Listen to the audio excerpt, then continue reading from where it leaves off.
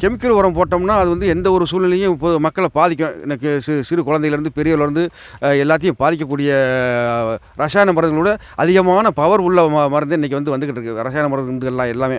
ஆனால் நான் பயன்படுத்துகிறவங்க முழுக்க வந்து இயற்கையான மருந்து, வேறு எந்த கெமிக்கல் மருந்தும் பயன்படுத்துறதில்ல. அதனால் வந்து இதுக்கால பூச்சிகளுக்கும் பாதிப்பு கிடையாது. இப்போ பார்த்தீங்கன்னா பஞ்சகாவியம்னு ஒரு மருந்து அடிப்பேன், அது பூச்சியில் விரட்டி விட்டுரும். ஐந்திலை கரைசல், அது முழுக்க கசப்புத்தன்மை அதிகமாக இருக்கும். அதனால் செடியில் உட்காராது. அதே போல் பார்த்திங்கன்னா இஞ்சி பூண்டு வெள்ளைப்பூடு அடித்தோம்னா அந்த முட்டை இருந்தால் கூட முட்டையெல்லாம் அழுகி செத்து போயிடும். முட்டையில் பொறிப்புத்தன்மை குறைஞ்சி போயிடும். அதனால் இதனால பார்த்திங்கன்னா பூச்சிகள் உற்பத்தி குறைஞ்சிரும். அப்போ வந்து நமக்கு விவசாயத்துக்கு பாதிப்பு இருக்காது. நன்மை செய்யும் பூச்சிகளுக்கும் பாதிப்பு இருக்காது, தீமை செய்யும் பூச்சிகளுக்கு பாதிப்பு இருக்காது. ஆனால் தீமை செய்யக்கூடிய பூச்சியுடைய முட்டையில் பூராமே அழிச்சிடும். நன்மை செய்யக்கூடிய பூச்சிகள் வந்து அது சில இடங்கள்ல இருந்துச்சுன்னா அந்த முட்டையில் பூரா சாப்பிட்றோம், குஞ்சுகளை பிடிச்சி சாப்பிட்றோம்.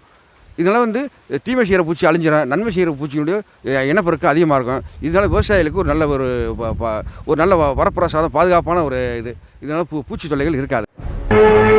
வாழும் வளமும் தழைக்கட்டும். தென்பாண்டி மண்டலத்தில் சிவகங்கையின் பெயர் நிலைக்கட்டும்.